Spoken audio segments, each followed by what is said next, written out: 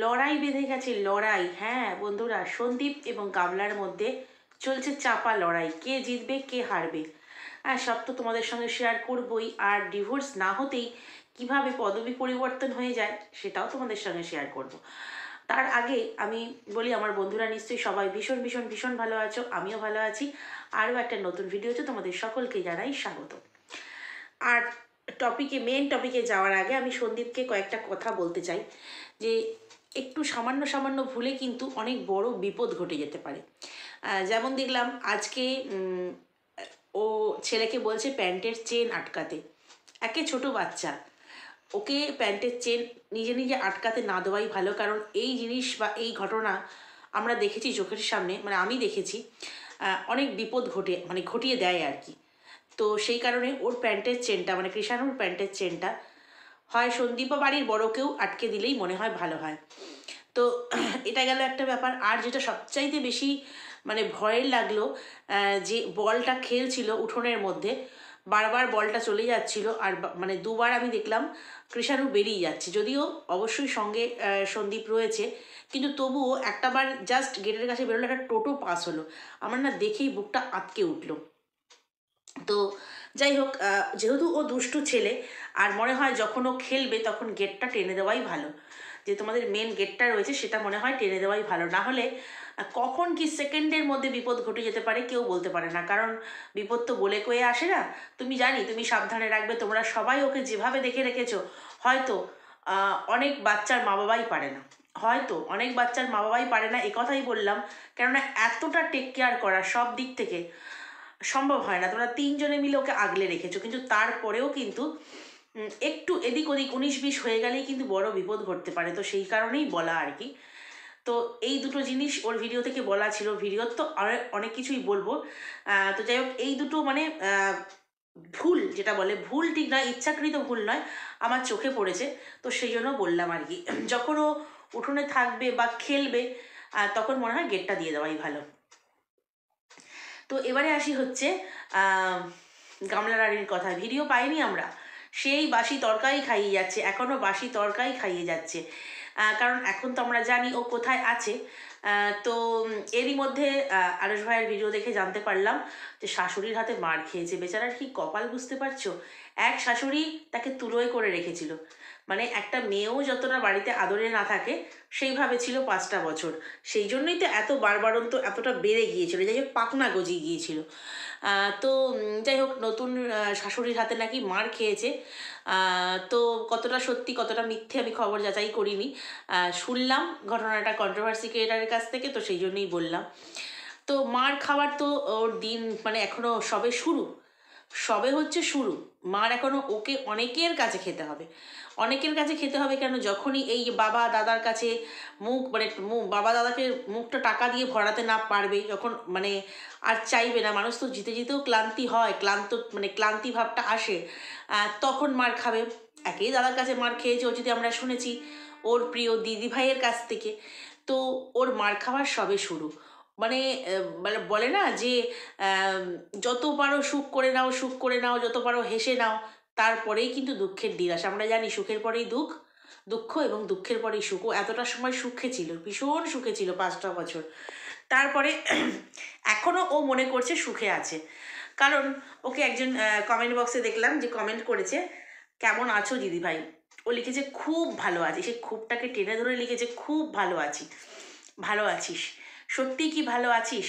কি জানি, ছেলেকে ছাড়া কি করে ভালো আছিস? যাই হোক, আর কিছু মনে করালাম না, কারণ আমি তোমাদেরকে আগের দিনের ভিডিওতে বলেছি যে ওর ছেলের কথা ওকে আর মনে করাবো না আমরা। তো যাই হোক, আমি মনে করাতে পারি না। এবারে হচ্ছে এই যে টক্কর দেওয়া, ও যা করে মানে গামলা যা করে সন্দীপও নাকি তাই করে। তো আমরা সবাই অলরেডি প্রিয়ার ছেলের খবরটা জেনে গেছি, আমি ওটা নিয়ে ভিডিও করেছিলাম। প্রিয়ার ছেলের খবরটা জেনেছি, সবাই সবার মতো করে সাহায্য করছে, কমিউনিটিতে শেয়ার করেছে, কেউ ভিডিও করেছে, যে যার মতো করে সাহায্য করেছে। তো ওখানে সন্দীপের ভিডিওতে দেখলাম কয়েকজন ভিউয়ার্স লিখেছে যে প্রিয়ার ছেলেটার পাশে দাঁড়াও, বা প্রিয়ার ছেলেটার যে সংবাদটা সেটা তোমার কমিউনিটিতে শেয়ার করো। তো ওখানে আরও একজন এখানে মানে কমেন্টের রিপ্লাই দিয়েছে, আগে বউ করুক, বউ করলে এক্স ওয়াইফ, সরি বউ নয়, এক্স ওয়াইফ করলেই পরের দিন ও করবে, কারণ এটাই ওর নিয়ম। আচ্ছা, এক্স ওয়াইফ করেছে, এক্স ওয়াইফকে দেখে ও করেছে, ঠিক আছে। ও আমি দেখলাম সন্দীপও কমিউনিটিতে শেয়ার করেছে আর গামলাও করেছে। শুধু কি গামলা আর সন্দীপই করেছে, আরও যারা ক্রিয়েটার, যারা ব্লগার, তারা করেছে। তাহলে সবাই কি এই ম্যাডামকে দেখেই সবাই শিখেছে? ম্যাডামকে দেখেই সবাই কপি করছে? বাপরে বাপ, একে যারা সাপোর্ট করে তারা মনে করে যে কি না কি, উফ, মানে আকাশের চাঁদ মনে করে এই গামলাকে আর কি। তো ও একজন ক্রিয়েটার, সন্দীপ একজন ক্রিয়েটার, গামলাও একজন ক্রিয়েটার। সন্দীপের কাজ করেছে, গামলার কাজ করেছে। তো এখানে এক্স ওয়াইফকে কপি করার কি আছে? আরও একটা কথা, হোটেলে খেতে যাওয়া, রেস্টুরেন্টে মাদার্স হাটে খেতে গেছে সন্দীপরা, সেটাও নাকি গামলা যেহেতু সেলিব্রেশন করেছে সেই জন্য নাকি সন্দীপও করেছে। আচ্ছা, যে কোনো একটা নতুন জিনিস কিনলে খাওয়াতে হয়, আমরা জানি অনেকেই আশেপাশের লোকেরা মানে খেতে চায় আর কি, যে হ্যাঁ খাওয়াতে হবে। তো সন্দীপ কাকে নিয়ে গেছে, কাকে নিয়ে খাওয়াতে গেছে সেটা দেখো। একটা তো মানুষ এমনিও বাবা মা, বয়স্ক বাবা মা ছেলে, তাকে নিয়ে এমনিও মানুষ খাওয়াতে নিয়ে যায়। হ্যাঁ, এখন যেহেতু ও বাইকটা কিনেছে তো সেই জন্য সেই হিসেবে আমরা বলতে পারি সেই জন্য খাওয়াচ্ছে, ও নিজেও বললো। তো কাকে নিয়ে গেছে? বাবা মা ছেলেকে নিয়ে গেছে।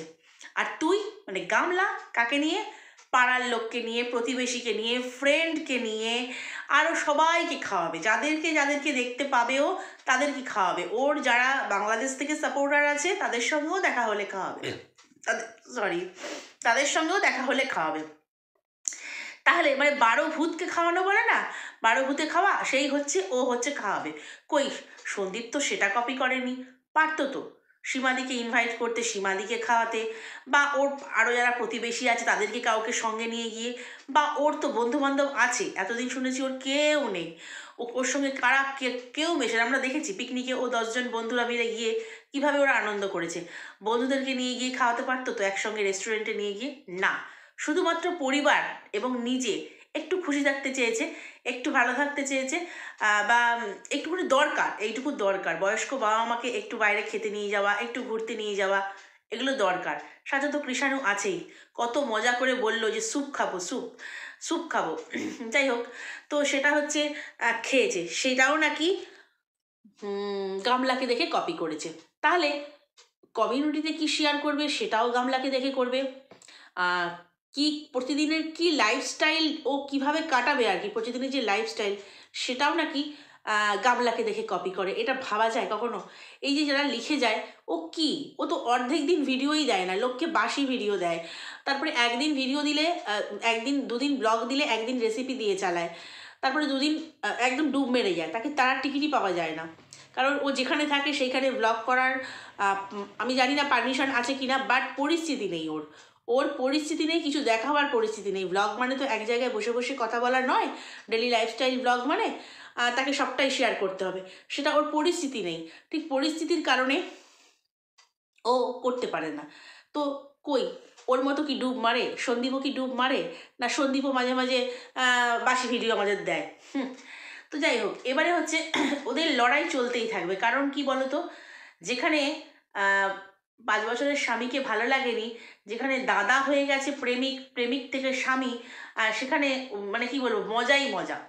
কারণ আমরা জানি, দেখেছি ওই যে ওর তোমার ইনস্টাগ্রামের আইডিতে, এই যে যখন তোমার কি বলে এটার নাম, ফোকলার যখন জন্মদিন ছিল তখন ওখানে লিখেছে যে হ্যাপি বার্থডে গোপাল দা, তুমি এইভাবেই সবসময় হাসি মুখে থাকো, সুখে থাকো, এটাই আমি একমাত্র ঈশ্বরের কাছে প্রার্থনা করি।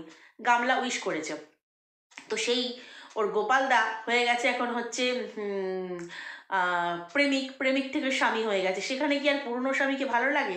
না ছেলেকে ভালো লাগে? কখনো ভালো লাগতে পারে না। তো এবারে আসি হচ্ছে তোমাদের বললাম পদবি চেঞ্জ। আমরা জানি ডিভোর্স না হওয়া পর্যন্ত লিগালি সব দিক থেকেই স্বামী থাকে হচ্ছে বা স্ত্রী থাকে হচ্ছে যার সঙ্গে কেস চলছে, সে কিন্তু যতক্ষণ না কেসটা মেটে, তো কেস যতক্ষণ না মেটে স্বামীর পদবি গ্রহণ করে।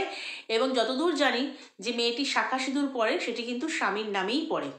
তবে এর ব্যাপারটা আলাদা। প্রথমে এসেই কিন্তু শাখা সিঁদুর সব মুছে ফেলেছিল, মুছে ফেলেছিল। তো অনেকে বলবে যখন তুমি জানোই স্বামীর নামে পড়ে, তাহলে তোমরা ওই জায়গাটাকে রোজ কেন খোঁচাও? রোজ কেন লোকে জিজ্ঞাসা করে যে কার নামে শাঁখা সিঁদুর, কার নামে শাঁখা সিঁদুর? কারণ একটাই, ও যেহেতু মানে বাপের বাড়িতে চলে আসার পর, বাপের বাড়িতে চলে আসার পর ও কিন্তু শাঁখা সিঁদুর কিছুদিনের জন্য পড়েনি, মুছে ফেলেছিল, সিঁদুর মুছে ফেলেছিল, হাত খালি হয়ে গিয়েছিল। তো সেই কারণে তারপরে যখন আবার নতুন করে সিঁদুর শাঁখা পরে জলজল করলো, একদম লালে লাল, তখন কিন্তু সবাই জিজ্ঞাসা করবেই যে তুমি মুছে ফেলেছিলে, তাহলে কার নামে শাঁখা সিঁদুর পড়েছো?